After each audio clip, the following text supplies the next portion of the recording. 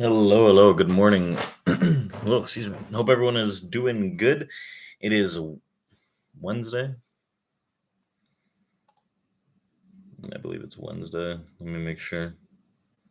Yeah, it's Wednesday, August 9th. Welcome to our channel here where we're going to break down some of the news and mainly break down a trading plan for the S&P 500 futures that I could see panning out for the day before we open up our live trading room and so on and so forth. Remember, tomorrow we have CPI that we're going to be trading live with our traders before the market opens around I think CPI comes out at 8:30. So just before that, we're going to be opening our live room to chat with our traders and see what kind of opportunity we can grasp from the expected, very important news report that comes out of the inflation metric. So first and foremost, we do have some news in terms of credit card debt today that we're going to be talking about. We'll talk a little more about national security, and we will break down Disney's ESPN and also WeWork. So decent bit of news coming out of the corporate side, and then we're going to be breaking down our um, trade plan on the S&P 100 futures today. Just checking some things out here. So it wasn't that long ago, realistically, that we talked about and Wall Street Breakfast discussed the $1 trillion credit card debt milestone, but it's finally happened, right? So balances topped record in Q2 as consumers continue to spend. Now, according to the New York Fed's quarterly report on household debt and credit, the number of credit cards also increased by 5.48 million to a total of 578.35 million. So while the total limits on the credit card accounts rose by $9 billion to a total of $4.6 trillion. So previously we talked about how inflation is pushing more consumers to put non-discretionary spending on cards, while others may be having a harder time paring back their lifestyles despite the price pressure. So interest rates are compounding the issue, with the average annual interest rate over 20%, making it costly debt for consumers. It's also higher than at any point since the Fed started tracking cards APRs in 1994, contributing to the overall US household debt that topped $17 trillion in Q1.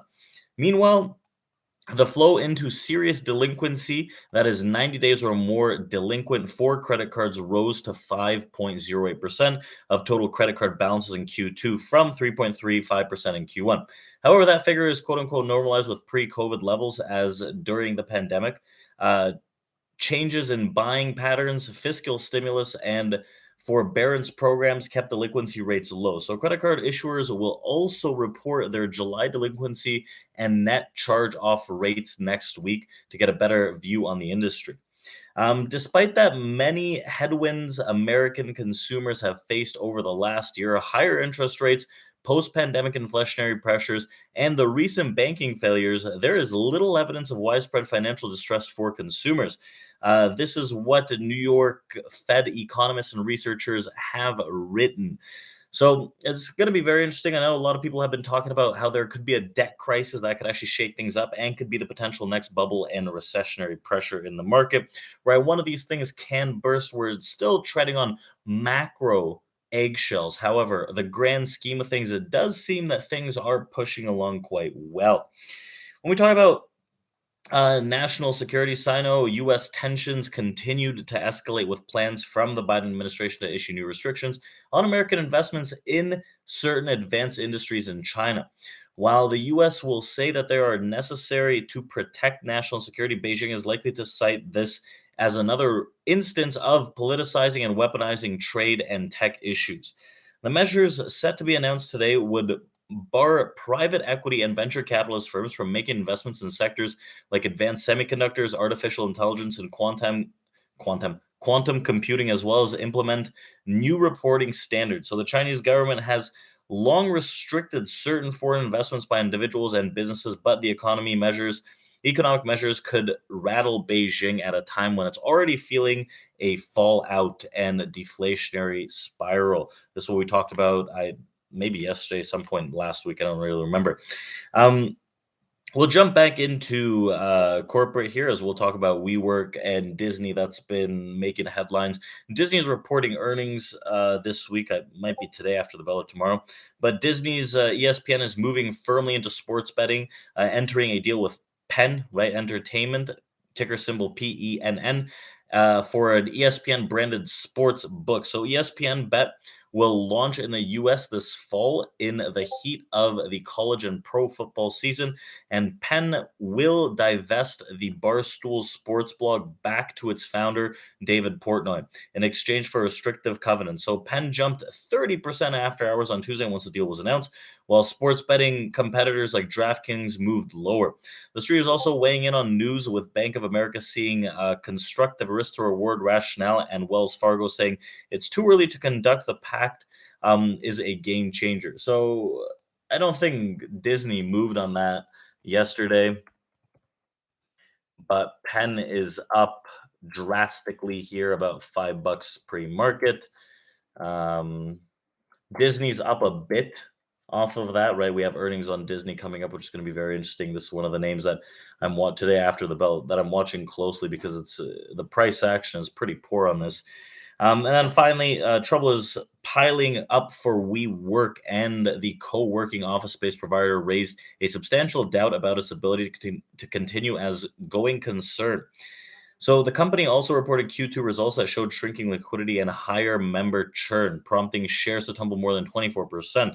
So it's not necessarily a good sign as development comes nearly 3 months after the surprise exit of the company's CEO and CFO. So WeWork recently issued $175 million in notes to SoftBank and an unnamed third-party investor. So another piece of corporate news.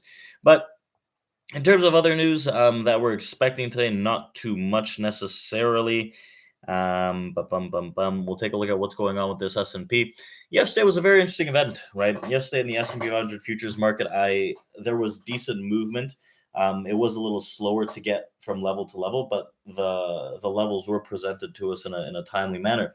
What I think was a very big issue yesterday was that we rallied back into a key distribution that sits above where current price was.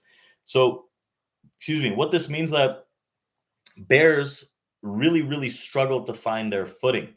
Now, the current price action indicates that there's still a struggle on the bear side. And if they don't do something about it within like the first hour of the trading day, realistically, or first like 2 hours of the trading day, I don't think that we're going to see too much bear movement. And this could have been the very, very shallow pullback before we start a rampant upward move into the end of the month. So the only chance that the bears would have, two chances the Bears have. Today they close under 44.80, which substantial move to the downside over 40 points. The second option is they pray for a hot CPI print that shapes out tomorrow pre-market that would cause maybe 2-3 days of sell-off, right? I think that is the only possibility for a downward move before it gets picked back up and rebid back into the highs of the year realistically. So today, watching a few key levels, 45, 35-ish on the S&P 500 futures marks a very interesting area, as well as the 45.24. Should we start reoffering and selling under 45.24? I think that the 10 is in sight, and that would cause a little more downward rotation and pressure. But very difficult to say because prices are still within the distribution, meaning that we're still sustaining not only above 45.10, but also above 4,500. So let's see if we can break down this plan a little more intricately for our traders in our trading room, which will be opening right after this. And I'll chat to you guys soon. So remember, trade. What was I going to say? Trade smart, trade smaller today. Let some of this action come out as we have CPI tomorrow. And CPI, I think there could be slower movement in the market and overall markets due to CPI coming out. I think a lot of people are waiting for that. Will it be a hot print? What kind of print will it be? And we'll go from there. So check out our website. We have a free futures trading course that breaks down pretty much everything you need to know to get started. And we're going to be opening up our trading room right now. So thank you, everyone. I appreciate it. I appreciate that you appreciate it. And we'll see you tomorrow.